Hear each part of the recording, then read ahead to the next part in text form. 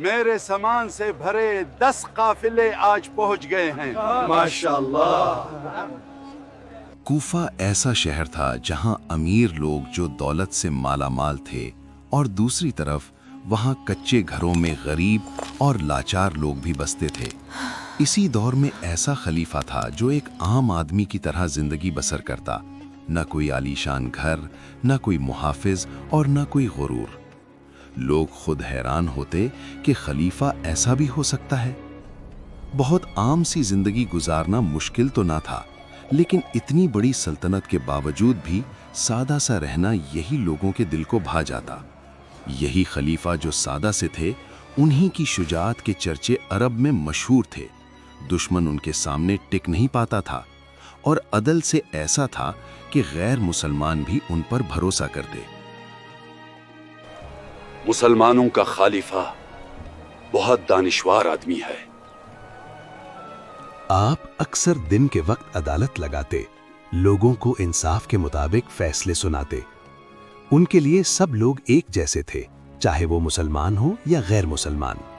اور رات کو اندھیرے میں جب شہر کے لوگ سو جاتے، آپ خاموشی سے کوفہ کی گلیوں میں نظر رکھتے تھے تاکہ دیکھ سکیں کہ شہر کے لوگ کس طرح کے حالات میں ہیں۔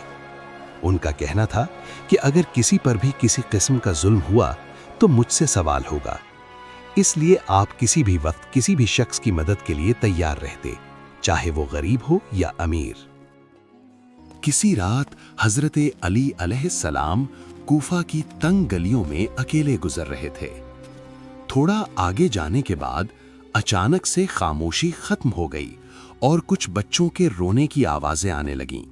تو آپ وہاں رک گئے۔ ان کی نگاہ فوراً اس طرف اٹھ گئی جہاں سے آوازیں آ رہی تھیں۔ یہ آواز ان کے لیے کوئی معمولی نہیں تھی، کیونکہ چھوٹے بچوں کا رونا، وہ بھی رات کے وقت۔ آپ تھوڑا آگے بڑھے تو دیکھا وہاں ایک گھر تھا چھوٹا سا۔ اندر ایک عورت تھی اور اس کے بچے بھوک سے تڑپ رہے تھے۔ اس عورت نے آگ پر ایک برتن رکھا ہوا تھا۔ برتن میں کھانا نہیں، صرف پانی تھا۔ حضرت علی علیہ السلام نے یہ منظر دیکھا تو آپ نے پوچھا، بہن، یہ بچے کیوں رو رہے ہیں؟ عورت نے اداس ہو کر کہا، یہ بھوک سے رو رہے ہیں، ہمارے پاس کھانے کے لیے کچھ بھی نہیں بچا، اور اس برتن میں صرف پانی ہے تاکہ بچے خوش ہو جائیں کہ کھانا بن رہا ہے۔ یہ بات سن کر آپ بہت دکھی ہوئے۔ پھر آپ نے نرمی سے کہا، بہن تم رکو، ذرا انتظار کرو، میں ابھی واپس آتا ہوں۔ یہ کہہ کر حضرت علی علیہ السلام فوراً بیت المال کی طرف چلے گئے۔ وہاں غریبوں اور مستحق لوگوں میں راشن دیا جاتا تھا۔ آپ وہاں پہنچے اور کسی سپاہی کو حکم نہیں دیا، بلکہ خود ہی آٹا، گھی اور کھجور اٹھا کر لے آئے۔ وہ سارا سامان انہوں نے خود ہی اٹھایا۔ رستے میں کچھ لوگ ملے اور کہا کہ ہم اٹھاتے ہیں، مگر حضرت علی علیہ السلام نے خود منع کر دیا۔ اس طرح سے ایک عظیم خلیفہ امیر المؤمنین رات کے اس پہر مجبور لوگوں کی مدد میں مصروف تھے۔ آپ اسی تنگ گلی میں پہنچے جہاں سے آپ نے یہ برا منظر دیکھا تھا۔ آپ نے مدد کے لیے کسی کو نہیں بلایا اور نہ ہی کسی سے اس بارے میں ذکر کیا۔ آپ نے گھر جا کر خود ہی اپنے ہاتھوں سے کھانا بنا لیا۔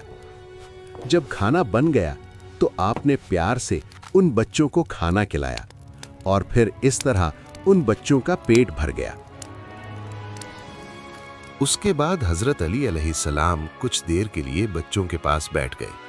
آپ نے ان سے باتیں کی تو وہ مسکرانے لگے اور خوش ہوئے، تو خود آپ بھی مسکرائے اور ان کے ساتھ کھیلنے لگے۔ یہ دیکھ کر ہمیں پتہ لگا کہ سچا اور اچھا حکمران وہی ہے جو مجبور لوگوں کی مدد کرے اور ان کا خیال رکھے۔ وہ عورت یہ سب دیکھ کر حیران تھی۔ وہ سوچ رہی تھی کہ یہ آدمی کون ہو سکتا ہے جو اس وقت ہماری مدد کر رہا ہے، اور اس آدمی کا رویہ بھی اچھا ہے، نہ کوئی غرور ہے اور نہ ہی عام آدمی جیسا۔